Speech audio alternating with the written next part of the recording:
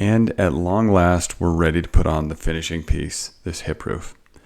In my case, I'm going to be creating this from the roof plan. In some projects, it really doesn't matter what view you're in as long as you can see where that beam is. And in my case, looking down from the roof plan, I can see it. If you're looking at your own project and you can't see where that roof beam is, then I would suggest you type in VR for view range in your roof plan, and you'll be able to see a dialog box just like this. Put in some numbers that are similar. They don't need to match this one exactly, but what we're trying to do is have more depth so that we can see a further distance down. And in my case, I can go 30 feet below the roof. Okay, you could also just say, I want to be able to see all the way down to the first floor. And then I wouldn't even have to put in negative 30 feet. But again, the point is, we just want to be able to see a long distance. And if these numbers are high, then it limits the view. You can't see below whatever those numbers are. Okay, so let's go ahead and get started. In my last video, I showed that the distance between the wall, the exterior walls, and the porch beams need to be consistent all the way around. In this video, I've actually violated that rule so that I can show you what would happen if you get things wrong. So I'm only 7 feet from the side, but the other two are 10 feet. Okay, let's get started. Roof plan. I'm going to pull this over. We'll go back into our roof command. Once again, wood truss, 6-inch asphalt shingle. I want to define slope. I want to extend into wall core. And we'll start over here on the left. Since this is a wall, I can use the pick walls tool. If you do a beam any other way, you probably won't be able to use this pick walls tool. So even though Revit has its own features for beams under structure, I'm not going to use that because I really like the ability to just create a roof connected to walls. Okay, so I'm going to go ahead and click on it over here. And I know I want slope on all 3 sides because that's how a hip is created. So I'll go to the 3 each time I have slope selected. And then when we get to this side, it's now time for us to actually run this roof right along the walls of the house. You know, that's going to be the other side of this closed loop. And I can't do that very well in this view. So I'll go down to my first floor. And I don't want slope on anymore. I'm going to try this with extend into wall core. I can come back and change it if I don't like that. And I don't want an overhang for the first time. I want that just to be 0. So that when I pick these walls, we get a line just like that that goes right up to the stud. And technically the sheathing would be even better, but this will work out just fine for our needs, at least for now.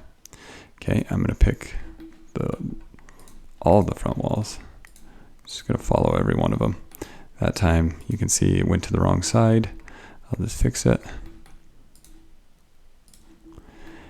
And let's do some trimming. Anything that doesn't look right, again, it's got to be one continuous closed loop. So over here, I didn't have a wall to select, and I didn't have a beam either. So I'll just close that up. And don't forget TR for trim. Got to go do that on the other side. We now have our closed loop, and it's not going to be quite right. I mean, in 3D, I can already tell it's going to be up too high. Let's fix that right away. We'll go to top of wall, and let's go ahead and accept it and just see what we get. The floor topo solids overlap. Would you like to cut the geometry out? I'm going to say no in this case. Actually, I take that back. We can change it later. I don't remember. Let's say yes. Okay, I'm going to pull this over. And wow, does not look quite right. Okay, it's not bad. It's a good start. It's just not right because, you know, the roof is running right through the windows. So I mentioned in the previous video, this is a low slope roof. Let's make it low slope. Let's go with a 4. 4 actually works. We could also go with a 3.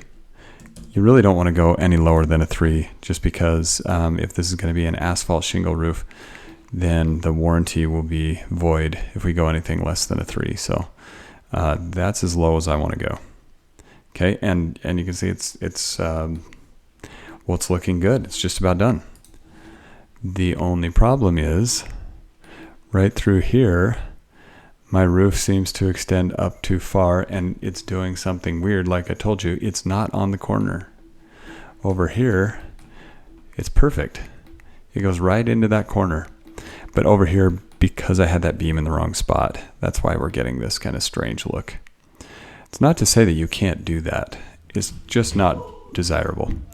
So the fix, I will just go back to my first floor ceiling plan and watch this as I change it over here on the right. I'll select the beam, change that to 10 feet, push enter. It shifts everything out. Perfect alignment there. And if you orbit around here, you might notice that it looks a little bit strange on this side.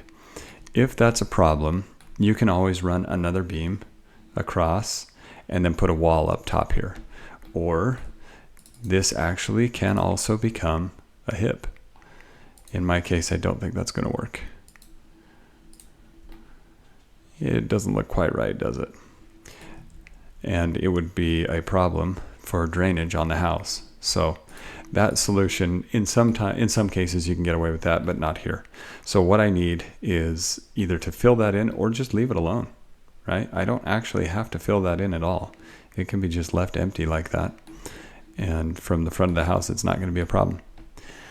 Okay, that concludes it. We now have all the roofs that we need and hopefully a lot of good knowledge. I spent a lot of time on this because roofs are by far the hardest thing that we do in this class. If you watch all these videos, if you understand all of this, you should be pretty well prepared. And if you still need help, that's okay too.